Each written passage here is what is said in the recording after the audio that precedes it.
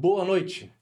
Estamos dando início ao 22º episódio do podcast Floripa, Bora Empreender. E hoje nós estamos aqui com um convidado muito especial para mim, um grande gestor, líder, e hoje nós vamos falar um pouquinho sobre a trajetória, a carreira dele, lições de liderança, desafios, né, para quem quer construir uma carreira consolidada e vários tópicos, tá? Hoje, nada mais, nada menos que Ricardo Luiz Ginter. Prazer recebê-lo aqui, meu irmão. Muito obrigado por aceitar o nosso convite. Prazer é meu, me sinto muito honrado de estar aqui. No momento do convite não hesitei. Estamos aí para tentar contribuir de alguma forma. Então, é muita modéstia, né? Muita humildade. Reza a lenda que grandes líderes, eles entendem o propósito dado por um dos líderes que eu me espelho, é Jesus. E quando seus discípulos o questionaram, quem é maior, o que serve ou o que é servido? E todos os discípulos estavam na mesa e ele estava os servindo. Ele perguntou, eu estou fazendo o quê? Eu estou os servindo. Maior é o que serve do que o que é servido. Quanto mais você está na posição de destaque, maior é o teu propósito, porque você pode alcançar, impactando positivo ou negativamente, várias pessoas. E esse grande líder aqui tem um pedaço dele na minha história e eu sou muito grato a Deus pela sua vida, meu irmão. Mas, para não ficar nas minhas palavras, né? O currículo dele é bem extenso. Vou resumir aqui, né? Fazer um resumê, um briefingzinho. Quem é Ricardo Luiz Ginter, né? Ginter, perdão. Graduado em Administração de Empresas pela Univale em 96, especialista em Administração de Materiais pelo INPG em 1999 e em Finanças para Executivos na UFSC em 2002. Tem uma vasta atuação na carreira dele, né, no currículo, mas destaquei alguns pontos. Atuou, na realidade, né, como gerente do Polo de Arrecadação e Fiscalização do SESI, Serviço Social de Indústria, vinculado à FEPESE, né? Fiesc, perdão, vinculado à Fiesc. Possui uma vasta experiência atuando nas áreas de gerente, administrativo e financeiro. E também já trabalhou na elaboração de processos de licitação, compra direta e registro e controles de contratos de entidades. Hoje nós vamos dedicar aqui um capítulozinho especial falando sobre a Fiesc, né? Que é o cargo que ele atua hoje em dia. Mas queria trazer aqui um pequeno detalhe que eu achei válido pesquisar isso. Deixa eu ver aqui onde que eu anotei. Ninguém nasce grande. O único ser que nasce grande é filhote de baleia. Nasce com aproximadamente 2 toneladas e alguns metros. Da onde que se... conta um pouquinho da sua história, da sua vivência, da sua infância. Teve alguma inspiração? Fala um pouquinho de você, para a gente introduzir esse podcast aqui, esse bate-papo, para não ficar só nas minhas palavras, né? Vamos lá. Eu nasci no dia 20 de novembro de 1966, na cidade de Blumenau. Então, tenho 57 anos de idade. Passei a minha infância e a minha adolescência em Blumenau. Boa parte dela, uma vida tranquila, classe média baixa, depois média, depois talvez média alta. Ao longo dos anos as coisas foram melhorando. Evidentemente que é fruto do trabalho dos meus pais. Antes disso, preciso dizer que eu sou neto de colono, analfabeto. Meu avô materno, analfabeto, colono. A minha avó, a esposa dele, era uma pessoa bastante instruída, sabia ler muito bem, gostava de ler bastante.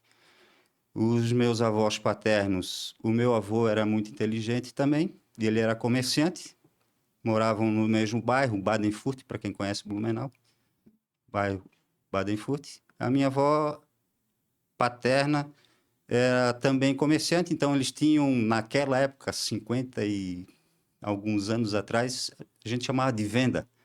Algumas pessoas falam que secos e molhados, etc. e tal, né? Então, boa parte da minha infância eu passei na casa dos meus avós no período de férias de escola. Então, eu aprendi muita coisa tanto com os meus avós paternos quanto com meus avós maternos. Estudei até a quinta série num colégio público, Escola Básica Municipal Machado de Assis. Existe até hoje essa escola. É uma escola muito boa. E a partir do ensino médio, acho que chama segundo grau. Segundo grau, antigamente. Eu não sei como é que chamava lá, não lembro. É, o segundo grau. Depois tinha o científico, né? É isso que chamava naquela época. Então, a partir do ensino médio, eu fui para uma escola particular. As condições financeiras do meu pai já permitiam, então, que eu tivesse uma formação um pouco melhor. Infelizmente, a nossa educação pública ela não é tão boa. Então, meu pai, que também estudou nesse mesmo colégio Santo Antônio, em Blumenau, colocou os filhos para estudarem lá. Então, eu tive uma formação já inicial, com uma certa qualidade. Essa escola, esse colégio Santo Antônio, é ainda uma escola de referência, né, na cidade. E nas minhas férias de colégio, eu sempre ia para a casa dos meus avós, né?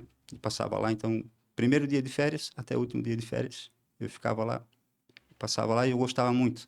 Como o meu avô era agricultor, então tinha bastante terra, tinha animais e plantações, etc e tal, eu sempre gostei muito de natureza, então aquilo para mim era sempre um prazer. Eu ajudava ele, inclusive, na lida da roça. Nesse meio tempo, o meu pai trabalhou durante muito tempo também como funcionário. Em determinado momento, acho que talvez com uns 15 anos de idade, não vou me recordar muito bem, ele passou a ser empresário. Ele e mais dois amigos, eles compraram uma empresa que muita gente conhece ainda, a Bebidas Maxwilliam. É uma laranjinha que tinha tradicional aqui, não sei se você conhece, não? Não. Aqui, Laranjinha eu conheço o nome, mas... laranjinha Maxwilliam é um refrigerante. E dali para frente, então, a nossa vida começou a mudar do ponto de vista financeiro até para melhor. E a matriz dessa empresa era em Jaraguá do Sul. E os sócios resolveram, então, fazer uma nova fábrica em Florianópolis. Por esse motivo, eu me mudei para cá aos 17 anos de idade. E frequentei aí, agora sim, a maioria das pessoas daqui em Florianópolis vai se lembrar, e conhece. Acabei estudando no Colégio Catarinense, onde eu me formei. 40 anos, então, aqui em Floripa? 40 anos. Isso. Mas, assim, por que escolheu fazer a faculdade de administração? Teve algum incentivo? Foi porque viu essas necessidades ali de gerenciar um negócio, administrar? Não, veja bem. É difícil na cabeça de um jovem, quando ele se forma, escolher o que ele vai fazer de faculdade, né? Via de regra, não sei se isso é uma regra geral, mas eu, pelo menos, me espelhei sempre nos meus pais. A minha mãe é advogada, e meu pai, administrador de empresas também, e ciências contábeis. E ele era técnico em contabilidade também. E foi jogador de futebol profissional. Tem até álbum de figurinha, ele. Branco, o apelido dele. Que legal. O apelido dele era branco. Qual time? Guarani. Guarani. De Blumenau. Não, hoje só tem... É um clube lá, não tem mais time de futebol. E, normalmente, os filhos se espelham nos pais. Então, teoricamente, eu seguiria a carreira de advogado ou de administrador de empresas. Não necessariamente, mas possivelmente. É um parâmetro, né? E a minha mãe, como advogada, ela sempre trabalhou muito. Então, normalmente, quando nós íamos para a escola, minha mãe já tinha saído de casa para ir trabalhar. E quando nós chegávamos... Ela ainda estava lá trabalhando. Ela ainda estava trabalhando e, por muitas vezes, assim, vários dias da semana, a gente não chegava nem a vê-la. Porque ela chegava muito tarde, a gente era pequeno, tinha que estudar no dia seguinte. já estávamos dormindo quando ele chegava. Então, talvez a influência de ter escolhido o curso de administração tenha sido pela formação do meu pai, que ele também foi professor na universidade, na FURB, em Blumenau. Durante um certo período ele foi professor. Tudo isso acho que meio que me incentivou a seguir talvez a mesma profissão dele. Mas antes da faculdade, isso eu acho que vale um registro, porque ali eu tive um grande ensinamento na minha vida, alguns grandes ensinamentos. Entre terminar o ensino científico na época, Que hoje é o técnico, né, que eles falam. É o técnico. E iniciar minha carreira acadêmica, eu decidi que aos 18 anos de idade eu iria servir o Exército. Serviço? Voluntariamente. Todo mundo me chamava de louco. Os meus pais, inclusive, tu vai perder um ano, você vai atrasar nos seus estudos, etc. Eu quero ter essa experiência. E eu quero servir como soldado. Não quero ser oficial, não quero seguir carreira, não quero, eu quero só ter a experiência. Quero saber como é que é. Essa experiência daí é um choque de realidade, né? É um choque de realidade. Sim, os meus amigos, todos os meus colegas, o que tu vai fazer no Exército, cara? Tu não precisa disso, tu tens uma vida confortável. Na época, para você ter uma ideia, na época meu pai financeiramente estava muito bem, nós morávamos numa casa que tinha quadra de tênis, tinha piscina, tinha sauna, era um clube. O que tu vai fazer no Exército? Eu quero lá ver, eu quero ter essa experiência. Eu acho que foi uma decisão relativamente correta, tá, Lucas? Mas chegasse a servir um ano, então? Um ano. Então, eu vou aqui trazer uma particularidade que até hoje eu me lembro dessa canção. Eu fui militar por 2 períodos curtos. Eu fui aluno da Escola de Especialista de Aeronáutica, passei no concurso para ser BCT, que é controlador de tráfego aéreo. Meu pai também foi militar, eu servi na mesma turma que era amarela, que ele, quem é militar conhece, só que ele foi da especialidade SAD, que é assuntos administrativos, né? E eu tinha passado no concurso para ser controlador de tráfego aéreo. E na última semana da quarentena eu saí porque eu fui convocado para um concurso. E voltei para casa também, mas passei por essa quarentena na aeronáutica. E também passei no concurso de oficiais da Marinha, que é a Escola Naval. Passei por uma quarentena, esse eu cheguei a colar platina, me formar e quis assim o destino que eu não desse continuidade porque minha mãe teve um problema de saúde e eu saí para ajudar a cuidar dela. Mas nas duas quarentenas marcou a experiência de uma musiquinha que eles cantavam, né? Aquelas músicas quando a gente tá trotando no TAF. TAF é teste de aproveitamento físico militar, para quem não conhece, quando tá naquela educação física. Tinha uma música que era assim: ai, ai, ai, mamãe, o que eu tô fazendo aqui? A minha vida lá em casa era comer, beber e dormir. É bem isso. Então, Eu tava nesse estágio aí, tá? só para contextualizar, acho que essa música deve ter feito muito sentido para você, né? Fez. Mas eu preciso contar um pouco mais da minha experiência no Exército. Então, eu cheguei lá como voluntário. Reco, né? Recruta, né? Isso, eu acho que eu fui o único voluntário da minha turma. E lá eu aprendi o que é disciplina, o que é hierarquia, o que é humildade. No Exército, eu não sei a tua experiência, mas a minha experiência no início, a quarentena mesmo, É dolorido, é um choque de realidade. você passava lá de segunda a sexta-feira e sexta-feira, final de tarde. Se não tivesse feito nenhuma cagada, era liberado, né? Isso, No final, sexta-feira, no final da tarde, então você era liberado para poder passar o final de semana em casa. Lavando roupa, passando roupa, né? Engomando farda, Não era para poder curtir e relaxar. engraxando o coturno. Tem esse detalhe, né? O final de semana não era de folga, né? Não. E ali no Exército eu aprendi uma coisa muito cedo. E acho que os outros não perceberam isso no mesmo time que eu percebi. Logo nos primeiros dias, então, as primeiras instruções eram dadas, etc e tal. E para quem é militar sabe que todo dia de manhã, determinado horário, coloca a tropa em forma e vai distribuir as tarefas, né? E o tenente sempre perguntava: eu preciso de um voluntário para fazer tal coisa. Quem se apresenta? O primeiro era o soldado 257, que era o meu número, Guinter. 4, 5 vezes isso aconteceu. Acho que eles perceberam: opa, aí tem um cara diferenciado.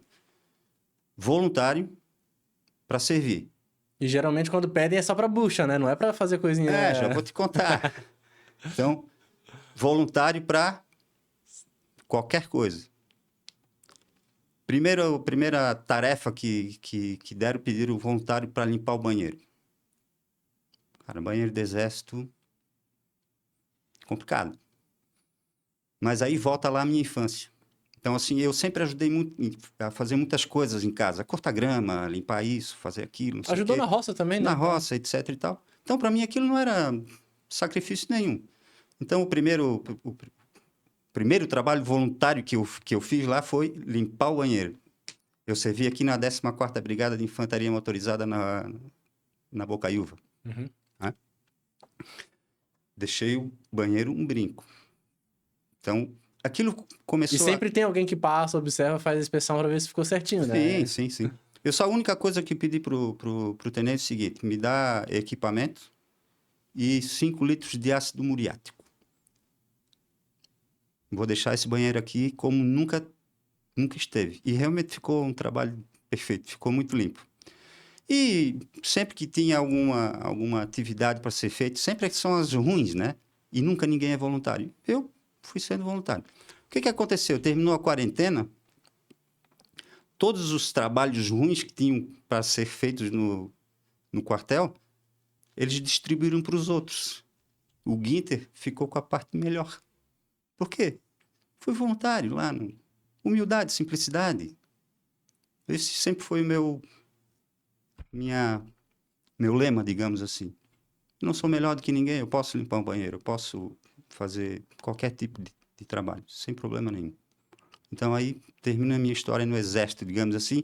Saí com... como é que eles... Mérito, né, que eles chamam. publicado em boletim lá. Então, elogio em Não boletim. foi por dispensa, foi por... Saiu com honraria, né? Que tem... Exatamente. Eu e mais 2, eu acho. Mas eu também, no próprio exército, também a gente enxergou coisas ruins também, comportamentos inadequados de alguns colegas lá, que estavam lá por obrigação, não queriam estar. Isso eu acho que é a pior coisa que tem para o ser humano, para um profissional. Você fazer aquilo que não gosta e que não quer. Obrigado. Então aqui já vai um recado, né? Não faça, se você puder, evidentemente. Às vezes você não tem alternativa. Mas faça aquilo que você gosta, porque aqui deixa de ser trabalho, passa a ser um prazer. Ser uma diversão. Não é clichê, então, a frase do faça o que você ama e não terá que trabalhar um único dia da sua vida. Eu concordo muito com essa frase. Concordo muito. E só puxando um gancho aqui, né? A gente já trouxe aqui em outros episódios do podcast o seguinte detalhe que a característica de todo liderado, ele vai tentar enxergar primeiro no líder, que é chamada proatividade. É faça o que eu faço, não o que eu mando. Uhum. Se o líder ele simplesmente só manda os outros fazer e fica de longe observando, nunca demonstra uma iniciativa, uma proatividade também, vem de cima para baixo o exemplo, né? Então talvez o que você mencionou que talvez não permitiu talvez manter aquele desejo, aquele brilho de continuar no exército foi, eu aprendi o que eu tinha que aprender aqui, mas eu vou procurar um novo horizonte, porque infelizmente eu falo isso por experiência própria. Onde a gente passa, a gente vai encontrar seres humanos, e seres humanos não são perfeitos, né? Sim, Mas sim. quando a gente encontra um líder que a gente se espelha nele, a gente até às vezes acaba abafando as situações desagradáveis, né? Uhum. Mas é só um exemplo aí, o exemplo arrasta, né? Isso. Eu ia esquecer no detalhe do exército, eu já ia partir para outro caminho, mas é importante também. Em determinado momento, o general, na brigada ali tem um general, e ele morava no bairro Abrão. E ele tinha uma guarda. E quando os meus superiores, tenente, capitão, etc., acho que viram alguma qualidade e responsabilidade na minha pessoa, eu passei então a ser segurança do general. Eu e mais alguns outros Você é colegas. membro da guarda ali, né? A guarda, a gente cuidava lá da casa dele, nós éramos deslocados aqui da 14ª Brigada para fazer a segurança da residência dela. Isso é uma responsabilidade muito grande. Então, para um soldado de 18 anos, imagina. A gente é moleque, 18 anos ainda, né? Mas eu acho que eu já demonstrava uma certa responsabilidade para os superiores, então eles me designaram para essa atividade. E aí, então, passados 11 meses, eu saí do Exército. E agora, fazer o quê? Agora vamos retomar os estudos, a experiência que eu quis ter, eu já tive. Foi positiva, no meu ponto de vista. Gostei bastante da experiência. Então, retomei os estudos, fui fazer vestibular. Não está no meu currículo, porque eu coloquei a faculdade que eu terminei na Univale, mas eu iniciei aqui na Universidade Federal de Santa Catarina, o curso de administração também. Cursei 2 semestres, mas como a gente depois nós nos mudamos para Itajaí, Balneário Camboriú, durante um certo período, que talvez eu vou explicar daqui a pouquinho. Então, não fazia mais sentido eu continuar a faculdade em Florianópolis, morando em Itajaí. Né? Aí, abandonei aqui, fiz um outro vestibular lá, passei em primeiro lugar, não geral, mas no curso de administração. E eu fiz o vestibular sem estudar. E aí, fiz por fazer realmente o vestibular, porque eu não estava preparado. Aqui na Universidade Federal eu estava bem preparado, mas lá eu já tinha passado o tempo. E aí eu fui olhar o resultado do vestibular e comecei de baixo para cima, né? O último colocado, quem foi? E quando chegou assim na metade, disse, ferrou. Não passei, né? Aí fui. Primeiro lugar. Foi uma surpresa até para mim. Mas, de qualquer forma, onde é que nós estávamos? Tá. Estava falando Retornar os os estudos, a estudos, faculdade, a etc e tal. profissão. Uhum.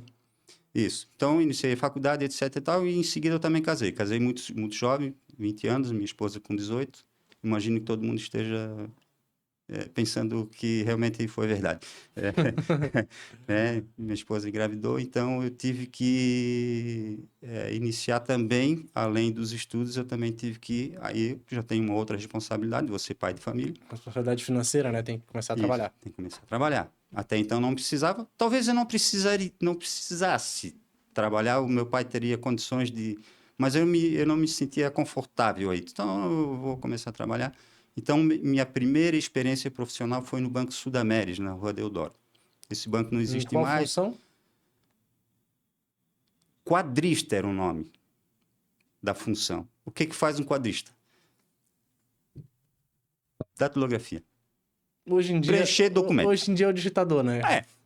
Preenchia documentos.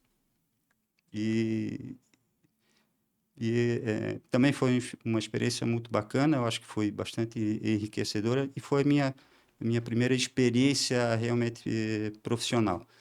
Lá eu também eu tive a sorte de ter superiores, pessoas que me ensinaram muito e também aprendi bastante. E durou 2 anos, essa minha experiência.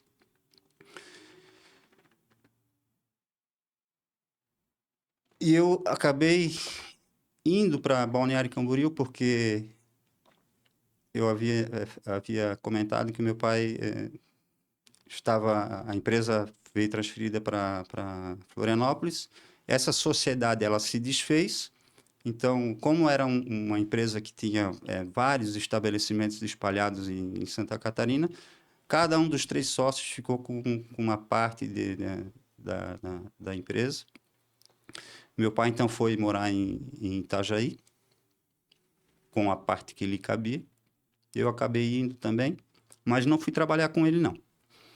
Eu acabei, então, a minha segunda experiência profissional foi numa gráfica de Blumenau, eu passei a ser, então, representante comercial. Veja bem, bancário, representante comercial, trabalhar com vendas. Uma gráfica que era de Blumenau, minha cidade Natal. natal. E meu pai era amigo do dono dessa gráfica, Baumgarten. Hoje chama-se Alfor Labels, mudou, uma, uma, uma empresa gigantesca. Então, trabalhei também por 2 anos nessa gráfica como representante comercial na região ali de Itajaí, de Tijucas até Penha, Pissarras, também. Então, eu já transitei também na área comercial, que essa é complicado, né? Você tem que Aí vender. aí já tem que lidar com pessoas, né? Já tem que ir atrás, né? Não saio de trás do balcãozinho, né? Exatamente. Então, você tem que correr atrás do cliente, tem que seduzi-lo e demonstrar para ele que o teu produto e o teu atendimento são importantes. E o que que eu comecei a descobrir ali? Eu muito jovem ainda, né? Sem grandes experiências, mas essa minha experiência na Baumgarten, ela, ela demonstrou que o produto tem que ter qualidade, mas o atendimento, esse é o segredo. Então, eu tinha alguns clientes que eles tinham muita pressa, muita urgência em receber determinado produto. Então, uma gráfica, primeiro você tem que produzir o material, né? E depois, via de regra, a própria empresa fazia a entrega. Eu disse, não, o cara está com pressa. A hora que estiver pronto, me avisa. Eu vou aí, busco e eu mesmo entrego. Botava no meu carro, entregava. Antes do prazo que Do prazo legal, né? do prazo combinado, digamos. Combinado. Ah, vou te entregar daqui a 15 dias. Estava pronto na fábrica, eles me avisavam, às vezes entregava com 10 dias, 5 dias de antecedência. Aquilo foi conquistando também. Então, montei uma clientela bacana e fiel. A experiência fideliza o cliente, né? Isso. E meu pai, então, quando eles separaram, esqueci de dizer, quando eles separaram a sociedade, eram 3 sócios. Então, um ficou com uma parte, os outros 2, que é meu pai e o outro sócio, ficaram com o outro 50% da empresa, digamos assim. E o combinado entre eles é o seguinte: filhos não vão Trabalhar. trabalhar na nossa empresa, né? Isso é um acordo que os 3 tinham. E depois o meu pai com o outro sócio, que esse, inclusive, o outro sócio do meu pai é meu padrinho de casamento e é padrinho do meu filho. Entendeu? Um nível de Proximidade. proximidade com ele. Otacílio Novaesco, o nome dele, cara fora de série. Em determinado momento, eles também dividiram. Cada um vai para o seu lado e tocar a vida. Nesse exato momento, meu pai, então, precisava de mão de obra de confiança. Bom, o Ricardo já tem uma certa experiência agora, já transitou em banco, já transitou em vendas, cursa faculdade de administração. Ele me convidou. E prontamente aceitei, fui trabalhar com ele. Além da Laranjinha Maxwell, que vendia, eles também eram distribuidores da Brahma, cerveja e refrigerante. Na época em que Brahma era Brahma, Antártica era Antártica, Skol era Skol, né? Então, ali também, meu pai, eu acho que ele foi distribuidor da Brahma uns 17, 18 anos, sendo que desse período eu trabalhei 5 anos com ele. Ali tive uma experiência muito bacana também na Brahma. Nós éramos representantes da Brahma, né, da fábrica. A Brahma, em determinado momento, ela se fundiu com a escola. Então, virou Brahma Escola. E lá tinha a Brahma, a companhia, naquela época, tinha uma universidade, chamava-se Unibrama ou qualquer coisa assim. O reitor dessa faculdade, que era para formar mão de obra, Uhum. Qualificada para trabalhar ali dentro. isso. O reitor dessa universidade nada mais era do que Luiz Almeida Marins, um antropólogo famosíssimo. E ali, então, eles fizeram um curso de sucessão empresarial. Queriam formar os filhos de revendedores para sucederem os seus pais No negócio. no negócio, né? E então eu e filhos de revendedores do Brasil inteiro, uma turma de aproximadamente 60 pessoas, começamos a fazer um curso. Então, eles chamavam a gente para fazer um curso numa fábrica em São Paulo, fábrica Rio de Janeiro, Minas Gerais, eu fui, Curitiba. E para a gente entender como é que funciona uma fábrica e como é que funciona a administração do negócio em si. Bem específico para revendedores, né? Filhos de revendedores, no caso. E tivemos uma etapa que foi nos Estados Unidos. A gente foi conhecer uma fábrica, Budweiser, que hoje é Ambev também, né? Faz parte do grupo da Brahma. Nada mais, nada menos, ciceroneados pelo Marcel Hermann Telles, que é um dos caras mais ricos do Brasil, né? Sócio do Beto Sucupira e do Jorge Paulo Lema. Isso. Então, a gente foi até os Estados Unidos, essas 60 pessoas aproximadamente. Nós fomos acompanhados pelo Marcel Hermann Telles, que hoje é um dos executivos da Embev, né? Ambev. Ambev. Enfim, tive essa experiência também que foi bastante enriquecedora. Acho que foi para o meu currículo foi bastante interessante.